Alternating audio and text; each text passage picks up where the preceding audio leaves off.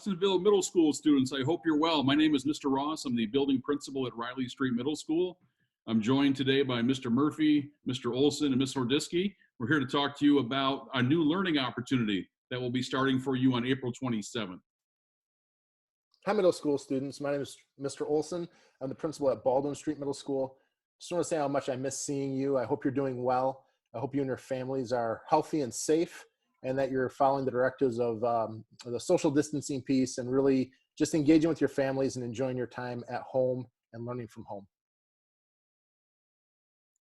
Hi, everybody. Mr. Murphy here, assistant principal at Riley Street Middle School and your athletic director. Just want you to know going forward, as we talk mostly about academics, that you are missed at school. We miss seeing your faces. We hope you're well.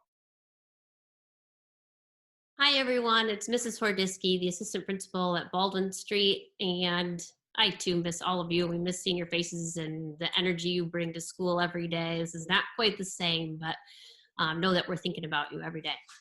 And now Mr. Ross is going to take us to an infographic that we'd like to share with you to update you on our new learning opportunity. Thank you, Mr. Ross. And so if you could take a look at the lower right-hand corner where it says core classes, we just want you to be aware that our math, science, social studies, English, language arts, and world language courses will take place 30 minutes each, 3 times per week. So a simple schedule might be Monday, Wednesdays, and Fridays. Of course, you need to be able to take part in the learning for whatever works for you and your family, but you can plan on 1.5 hours per week for each core subject. And the reason that we're going to make sure that we have this available to you as an opportunity is because we want to make sure you're prepared for our next school year. So we want to keep you engaged in the learning as much as we can, understanding that there's a lot you have going on too with being at home and not with us on a daily basis at school. For electives then, you can count on 30 minutes 2 times per week for a total of 1 hour each week for each of your elective courses. So again, you can think of that as maybe on Tuesdays and Thursdays if that works for you. And that will then be your whole school schedule moving forward. Over to Mr. Murphy. And under student expectations near the bottom middle, hey, our expectations haven't changed for you middle schoolers. We're asking you to do the same things that we always ask you to do when school is in session in our buildings. So if you take a look at that, we're asking you to interact, for you to check in with each of your teachers' Google Classrooms and to complete the required assignments to the best of your ability. We totally realize that for some of you, that's going to take maybe 20 minutes. And for some of you, it might take a little longer. We're asking you to do the best you can. We're also asking you to, raise your hand, look for help, ask questions when you have those. Please communicate your needs and your questions to your teachers. And lastly, this type of learning is new for all of us. We're in a strange situation here, but we're asking you to just simply do your best. And that hasn't changed from when we're in a building. All right, so if you look up at the top, it talks about Q3 semester and grading. So now all of our Q3 classes have been changed to semester classes. So you will see Q3, the current electives you're in right now, those will remain for the rest of the school year. We're not having marking period 4 this year, unfortunately.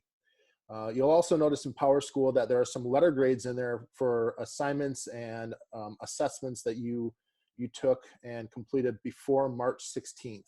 Those will stay in there, but they'll change, and Mr. Ross will talk about this in a second. They'll change to a credit, no credit overall score for those classes at the end of the school year. Starting on April 27th, we'll start recording things in Power School with a check, a green check or a no check. And so for those assignments you complete and you successfully complete between April 27th and June 5th, we'll put those in the grade book with a check once they're completed to a satisfactory degree by your teachers. Mr. Ross, talk about final grades, please.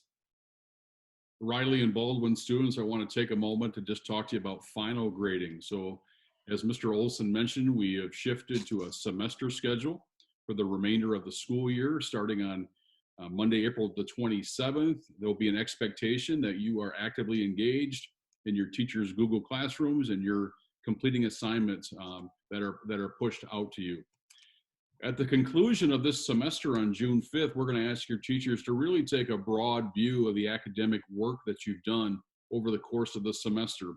There will be no letter grades given out for this particular semester. What you will see at the end of this school year will be either a credit that is earned in a class or a no credit that is earned in a class.